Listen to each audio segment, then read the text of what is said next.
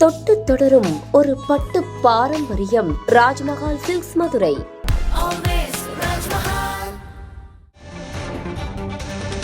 பொன்முடி சரணடைய 30 நாட்கள் அவகாசம் என்று சென்னை உயர்நீதிமன்றம் அறிவித்திருந்தது.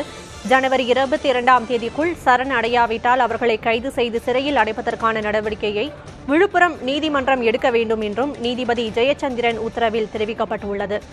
30 நாட்கள் தண்டனையை நிறுத்தி வைப்பதாக நீதிபதி தெரிவித்திருந்த நிலையில் இணையதளத்தில் வெளியிடப்பட்டுள்ள உத்தரவில் அதுபோன்ற தகவல் ஏதும் இல்லை என்று தெரிய வந்திருக்கிறது. விவரங்களை வழங்குவதற்காக செய்தியாளர் முகேஷ் இணைந்திருக்கிறார். முகேஷ், என்ன விவரம்?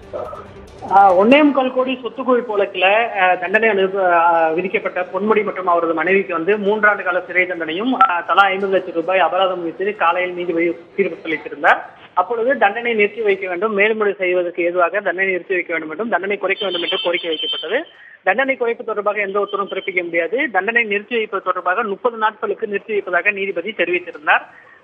இந்நிலையில அதனுடன் அந்த வழக்கு முடிந்த பிறகு இருவரும் புறப்பட்டு கிளம்பி சென்றுவிட்ட நிலையில் தற்போது நீதிபதி பிறப்பித்த உத்தரவு, அதற்கு முன்பாக பொன்முடி மற்றும் அவரது மனைவி நீதிபதியிடம் தெரிவித்த கருத்துக்கள், வழக்கறிஞர் வைத்த வாதங்கள் ஆகியவற்றுடன் இன்று நடைபெற்ற விவரங்களுடன் கூடிய இணையதளத்தில் உத்தரவு நகல் பதிவேற்றம் செய்யப்பட்டிருக்கிறது. அந்த உத்தரவு நகல்ல தீர்ப்பை நிறுத்தி வைப்பது தொடர்பாக எந்தவித விளக்கமோ அல்ல உத்தரவோ பிறப்பிக்கப்பட்டதாக குறிப்பிடப்படவில்லை. நேரடியாக அடுத்த 30 நாட்களுக்குள் சரணடைவதற்கு அவகாசம் வழங்குவதாகவும், அந்த 30 நாட்களுக்குள் சரணடையாவிட்டால், அதாவது 22ஆம் தேதி ஜனவரி மாதம் 22ஆம் தேதிக்குள் சரணடையாவிட்டால் அவர்கள் இருவரையும் கைது செய்து சிறையில் எடுப்பதற்கு நடவடிக்கை எடுக்க வேண்டும் என்று விழுப்புரம் நீதிமன்றத்திற்கு உத்தரவு பிறப்பிக்கப்பட்டிருக்கிறது. உத்தரவு நகலில் ஏன் அது குறிப்பிடப்படவில்லை முகேஷ்? நீதிபதி காலையில தண்டனை வழங்கக்கூடாது, மேல்முறை செய்கிறோம் என்று சொன்ன பொழுதே பொன்முடி தரப்பு மனைவியும் கோரிக்கை வைத்தார்.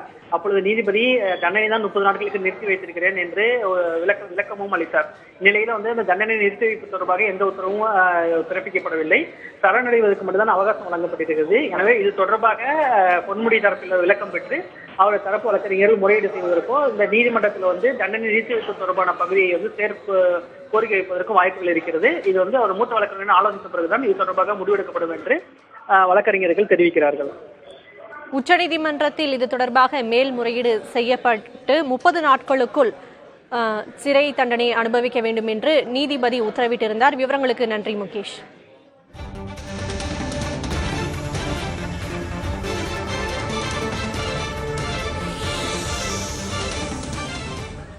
தொட்டு தொடரும் ஒரு பட்டு பாரம்பரியம். ராஜ்மஹால் சில்க்ஸ் மதுரை.